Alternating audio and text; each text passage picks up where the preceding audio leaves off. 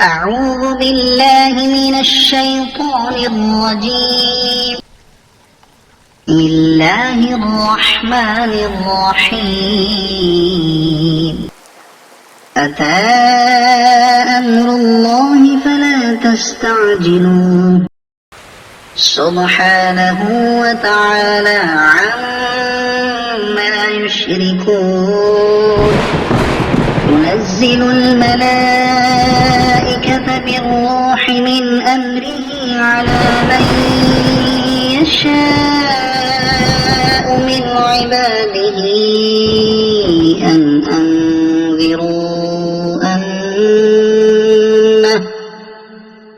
أنذروا أنه لا إله إلا أنا فاتقون.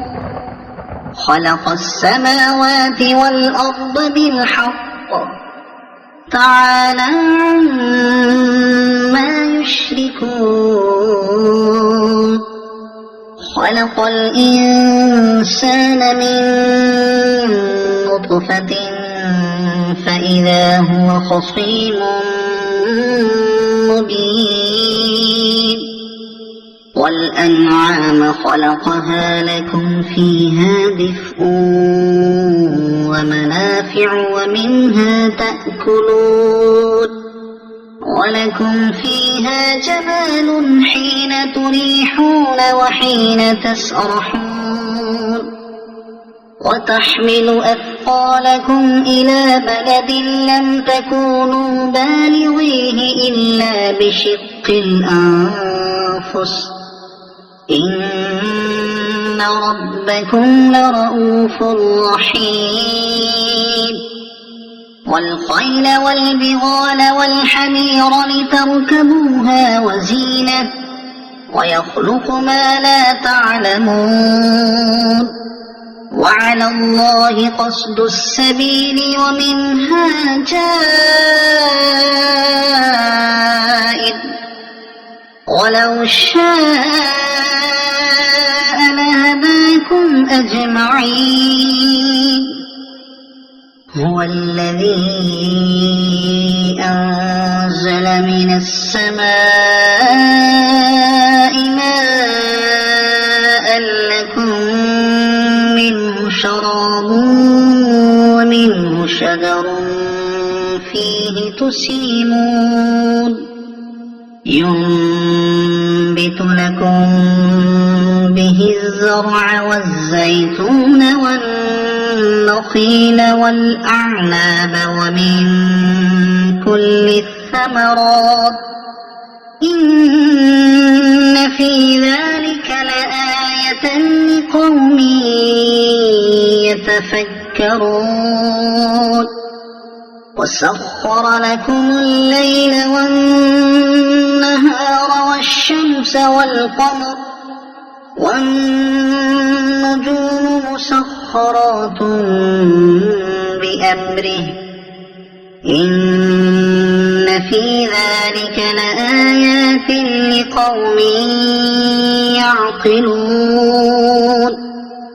وما ذرأ لكم في الأرض مختلفا ألوانه إن في ذلك لآية لقوم يذكرون. وهو الذي سخر البحر لتأكلوا منه لحما طريا وتستخرجوا منه حلية تلبسونها وترى الفلك مواخر فيه ولتبتغوا من فضله ولعلكم تشكرون. وألقى في الأرض رواسي أن تميد بكم وأنهارا وسبلا لعلكم تهتدون. وعلامات وبالنجم هم يهتدون. أفمن يخلق كمن لا يخلق أفلا تذكرون وإن تعدوا نعمة الله لا تحصوها إن الله لغفور رحيم والله يعلم ما تسرون وما تعلنون والذين يدعون من دون الله لا يخلقون شيئا وهم يخلقون أموات غير أحياء وما يشعرون أيان يبعثون إلهكم إله واحد فالذين لا يؤمنون بالآخرة قلوبهم منكرة وهم مستكبرون لا جرم أن الله يعلم ما يسرون وما يعلنون إنه لا يحب المستكبرين وإذا قيل لهم ماذا أنزل ربكم قالوا أساطير الأولين ليحملوا أوزارهم كاملة يوم القيامة ومن أوزار الذين يضلونهم بغير علم ألا ساء ما يزرون قد مكر الذين من قبلهم فأتى الله بنيانهم من القواعد فخر عليهم السقف من فوقهم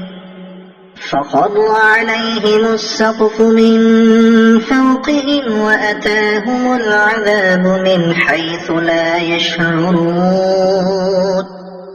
ثم يوم القيامة يخزيهم ويقول أين شركائي الذين كنتم تشاقون فيهم قال الذين أوتوا العلم إن الخزي اليوم والسوء على الكافرين الذين تتوفاهم الملائكة ظالمي أنفسهم فألقوا السلم ما كنا نعمل من سوء بلى إن الله عليم بما كنتم تعملون فادخلوا أبواب جهنم خالدين فيها فلبئس مثوى المتكبرين وقيل للذين اتقوا ماذا أنزل ربكم قالوا خيرا للذين أحسنوا في هذه الدنيا حسنة ولدار الآخرة خير ولنعم دار المتقين جنات عدن يدخلونها تجري من تحتها الأنهار لهم فيها ما يشاءون كذلك يجزي الله المتقين الذين تتوفاهم الملائكة طيبين يقولون سلام عليكم ادخلوا الجنة بما كنتم تعملون هل ينظرون إلا أن تأتيهم الملائكة أو يأتي أمر ربك كذلك فعل الذين من قبلهم وما ظلمهم الله ولكن كانوا أنفسهم يظلمون فأصابهم سيئات ما عملوا وحاق بهم ما كانوا به يستهزئون وقال الذين أشركوا لو شاء الله ما عبدنا من دونه من شيء نحن ولا آباؤنا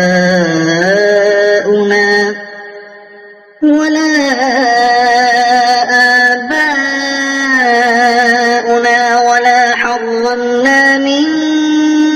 دونه من شيء كذلك فعل الذين من قبلهم فهل على الرسل إلا البلاغ المبين ولقد بعثنا في كل أمة رسولا أن اعبدوا الله واجتنبوا الطاغوت فمنهم من هدى الله ومنهم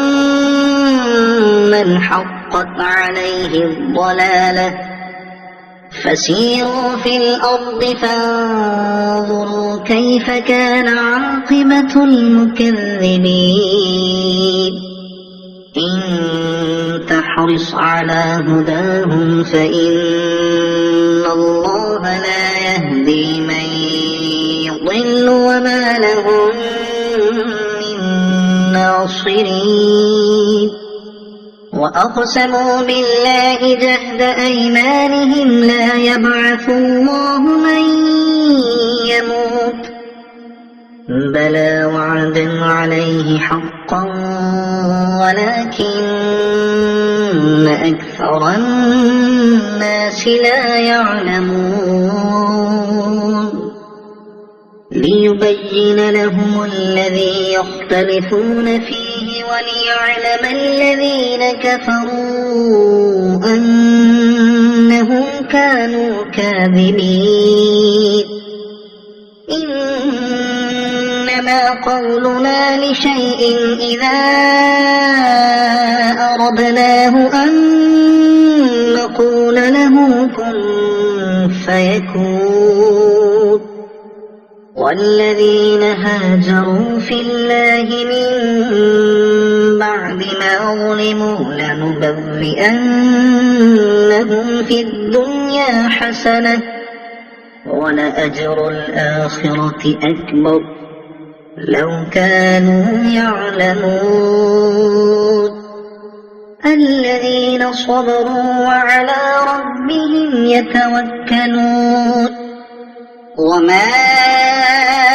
أرسلنا من قبلك إلا رجالا نوحي إليهم فاسألوا أهل الذكر إن كنتم لا تعلمون بالبينات والزبر وأنزلنا إليك الذكر لتبين للناس ما نزل إليهم ولعلهم يتفكرون أفأمن الذين مكروا السيئات أن يخسف الله بهم الأرض أو يأتيهم العذاب من حيث لا يشعرون أو يأخذهم في تقلبهم فما هم بمعجزين أو يأخذهم على تخوف فإن ربكم لرؤوف رحيم أولم يروا إلى ما خلق الله من شيء يتفيأ ظلاله عن اليمين والشمائل سجدا لله وهم داخرون ولله يسجد ما في السماوات وما في الأرض من دابة والملائكة وهم لا يستكبرون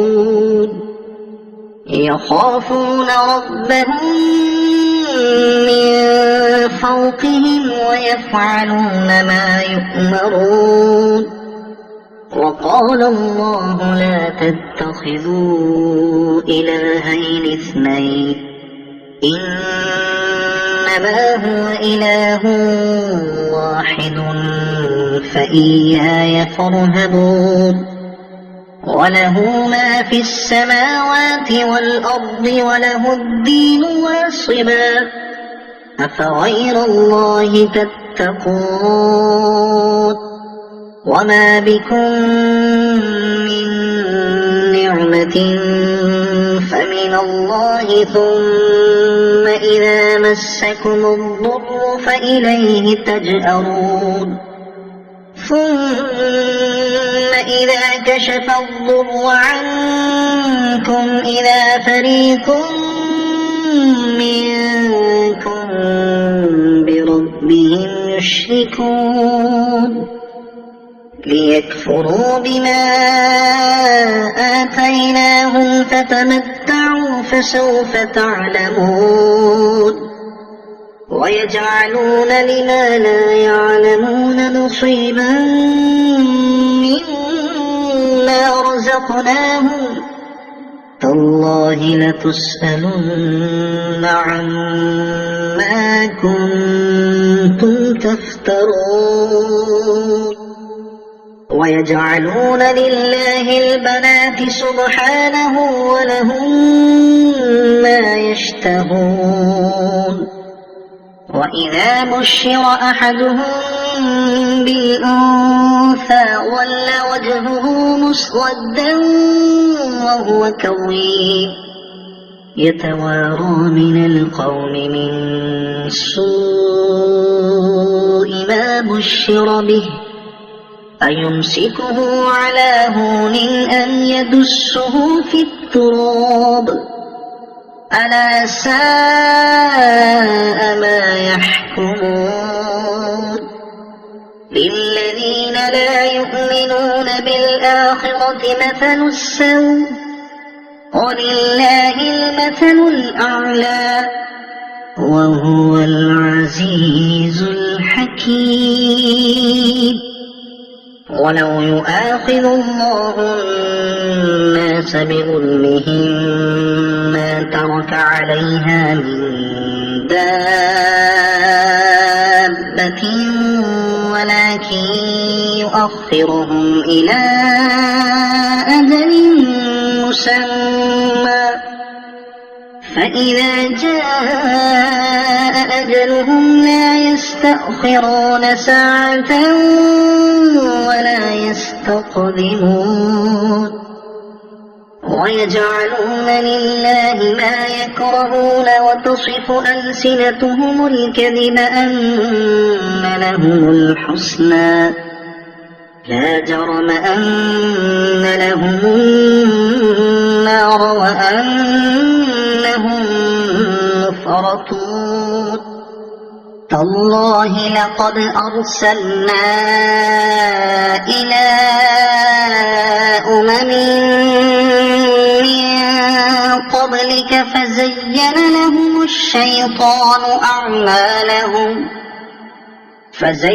لهم الشيطان أعمالهم فهو وليهم اليوم ولهم عذاب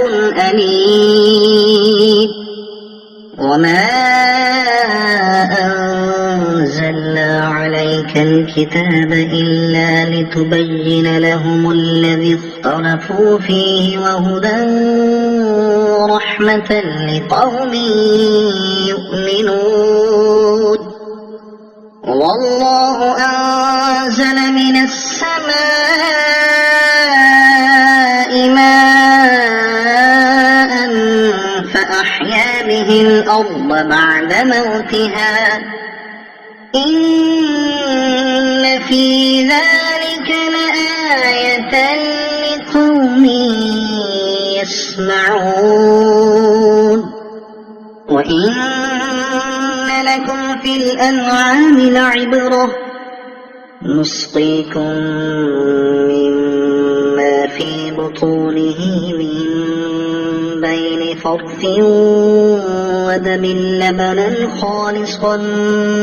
سائغا للشاربين ومن ثمرات النخيل والأعناب تتخذون منه سكرا ورزقا حسنا إن في ذلك لآية لقوم يعقلون وأوحى ربك إلى النحل أن اتخذي من الجبال بيوتا ومن الشجر ومما يعرشون ثم كلي من كل الثمرات فاسلكي سبل ربك ذللا يخرج من بطونها شراب مختلف ألوانه فيه شفاء للناس إن في ذلك لآية لقوم يتفكرون والله خلقكم ثم يتوفاكم ومنكم من يرد إلى أرذل العمر لكي لا يعلم بعد علم شيئا إن الله عليم قدير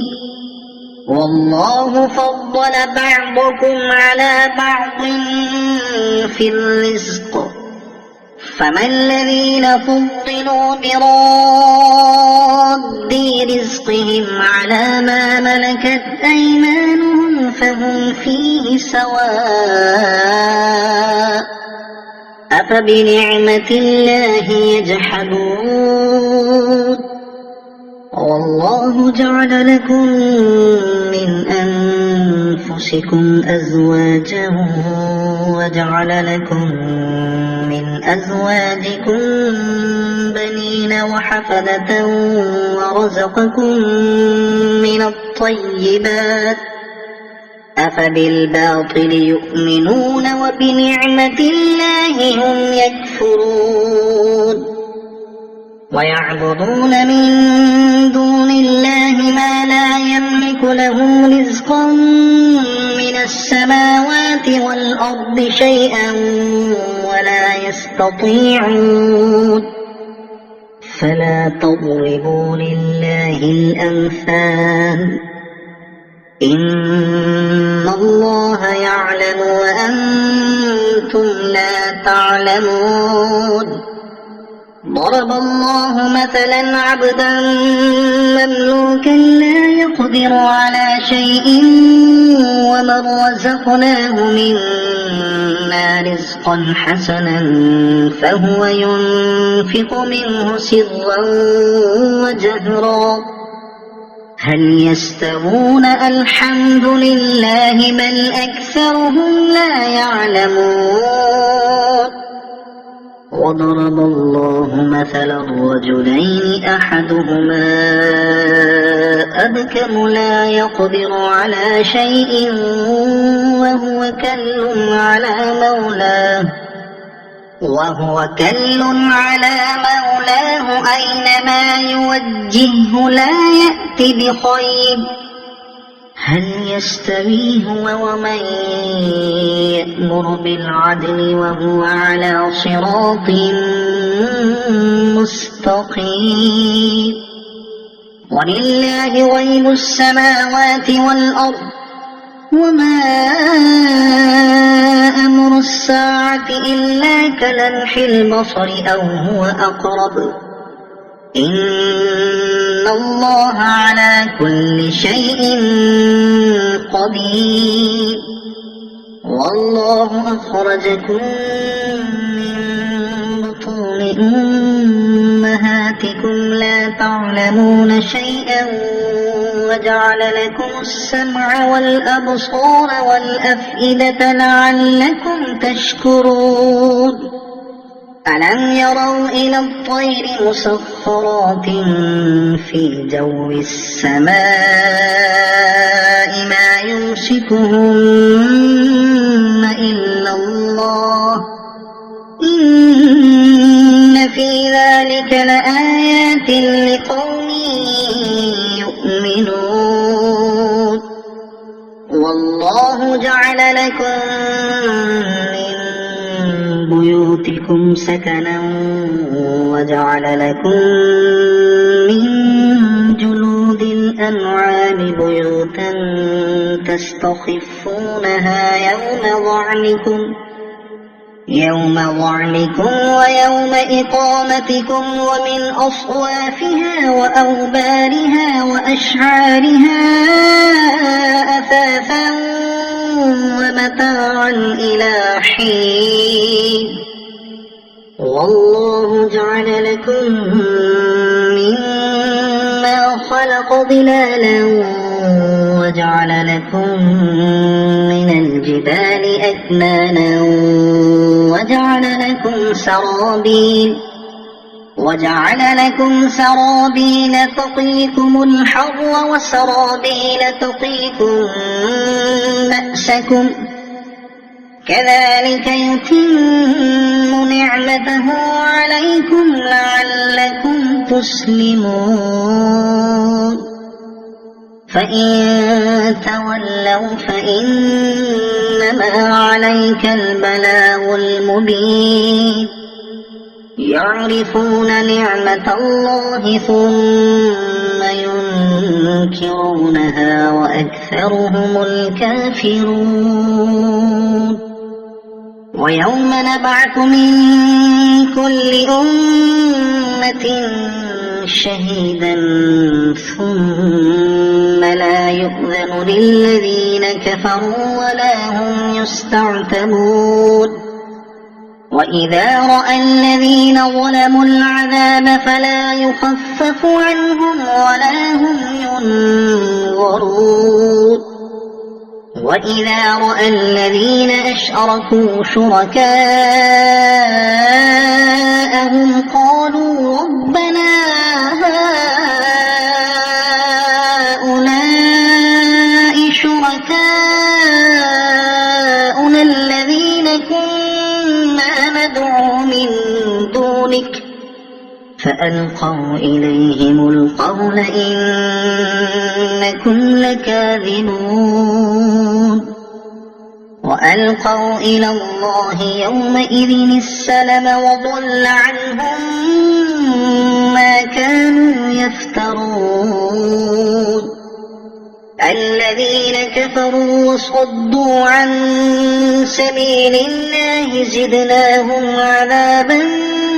فوق العذاب بما كانوا يفسدون ويوم نبعث في كل أمة شهيدا عليهم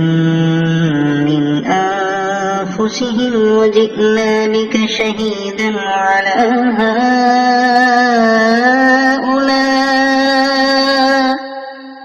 ونزلنا عليك الكتاب تبيانا لكل شيء وهدى ورحمة وبشرى للمسلمين إن الله يأمر بالعدل والإحسان وإيتاء ذي القربى وينهى عن الفحشاء والمنكر والبغي يعظكم لعلكم تذكرون وأوفوا بعهد الله إذا عاهدتم ولا تنقضوا الأيمان بعد توكيدها وقد جعلتم الله عليكم كفيلا إن الله يعلم ما تفعلون ولا تكونوا كالتي نقضت غزلها من بعد قوة أنكاثا تتخذون أيمانكم دخلا بينكم أن تكون أمة هي أربى من أمة إنما يبلوكم الله به وليبينن لكم يوم القيامة ما كنتم فيه تختلفون ولو شاء الله لجعلكم أمة واحدة ولكن يضل من يشاء ويهدي من يشاء ولتسألن عما كنتم تعملون ولا تتخذوا أيمانكم دخلا بينكم فتزل قدم بعد ثبوتها وتذوقوا السوء بما صددتم عن سبيل الله ولكم عذاب عظيم ولا تشتروا بعهد الله ثمنا قليلا إنما عند الله هو خير لكم إن كنتم تعلمون ما عندكم ينفد وما عند الله باق ولنجزين الذين صبروا أجرهم بأحسن ما كانوا يعملون من عمل صالحا من ذكر أو أنثى وهو مؤمن فلنحيينه حياة طيبة ولنجزينهم أجرهم بأحسن ما كانوا يعملون فإذا قرأت القرآن فاستعذ بالله من الشيطان الرجيم إنه ليس له سلطان على الذين آمنوا وعلى ربهم يتوكلون إنما سلطانه على الذين يتولونه والذين هم به مشركون وإذا بدلنا آية مكان آية والله أعلم بما ينزل قالوا إنما أنت مفتر بل أكثرهم لا يعلمون قل نزله روح القدس من ربك بالحق ليثبت الذين آمنوا وهدى وبشرى للمسلمين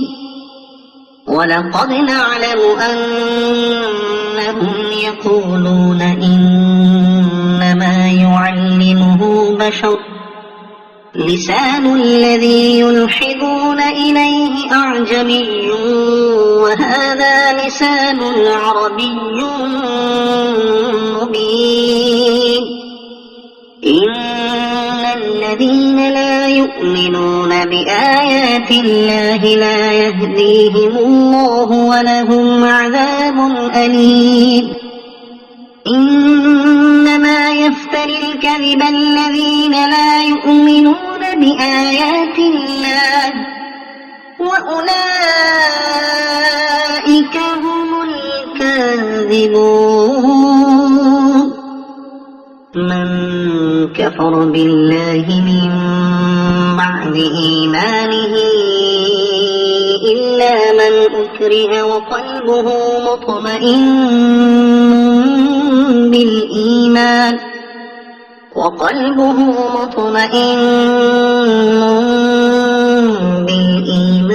ولكن من شرح بالكفر صدرا فعليهم غضب من الله ولهم عذاب عظيم. ذلك بأنهم استحبوا الحياة الدنيا على الآخرة وأن الله لا يهدي القوم الكافرين. أولئك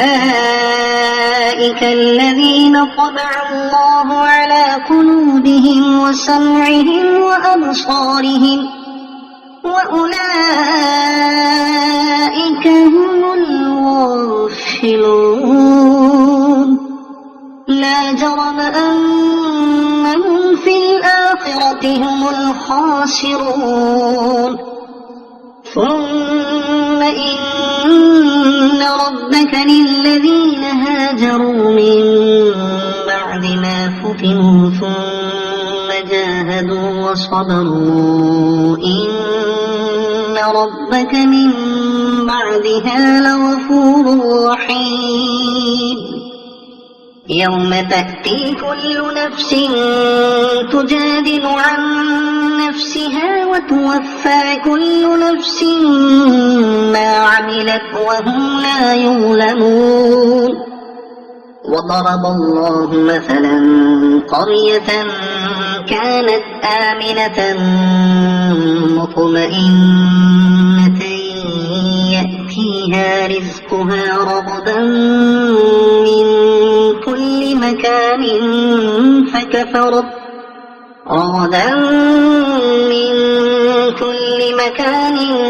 فكفرت بأنعم الله فأذاقها الله لباس الجوع والخوف بما كانوا يصنعون.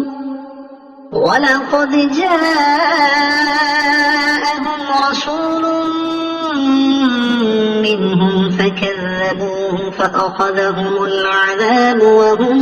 ظالمون. فكلوا مما رزقكم الله حلالا طيبا واشكروا نعمة الله إن كنتم إياه تعبدون. إنما حرم عليكم الميتة والدم ولحم الخنزير وما أهل لغير الله به فمن اضطر غير باغ ولا عاد فإن الله غفور رحيم. ولا تقولوا لما تصف ألسنتكم الكذب هذا حلال وهذا حرام لتفتروا على الله الكذب. إن الذين يفترون على الله الكذب لا يفلحون. متاع قليل ولهم عذاب أليم. وعلى الذين هادوا حرمنا ما قصصنا عليك من قبل وما ظلمناهم ولكن كانوا أنفسهم يظلمون. ثم إن ربك للذين عملوا السوء بجهالة ثم تابوا من بعد ذلك وأصلحوا ثم تابوا من بعد ذلك وأصلحوا إن ربك من بعدها لغفور رحيم. إن إبراهيم كان أمة قانتا لله حنيفا ولم يك من المشركين شاكرا لأنعمه اجتباه وهداه إلى صراط مستقيم. وآتيناه في الدنيا حسنة وإنه في الآخرة لمن الصالحين. ثم أوحينا إليك أن اتبع ملة إبراهيم حنيفا وما كان من المشركين. إنما جعل السبت على الذين اختلفوا فيه وإن ربك ليحكم بينهم يوم القيامة فيما كانوا فيه يختلفون. ادع إلى سبيل ربك بالحكمة والموعظة الحسنة وجادلهم بالتي هي أحسن إن ربك هو أعلم بمن ضل عن سبيله وهو أعلم بالمهتدين. وإن عاقبتم فعاقبوا بمثل ما عوقبتم به ولئن صبرتم لهو خير للصابرين. واصبر وما صبرك إلا بالله ولا تحزن عليهم ولا تك في ضيق مما يمكرون.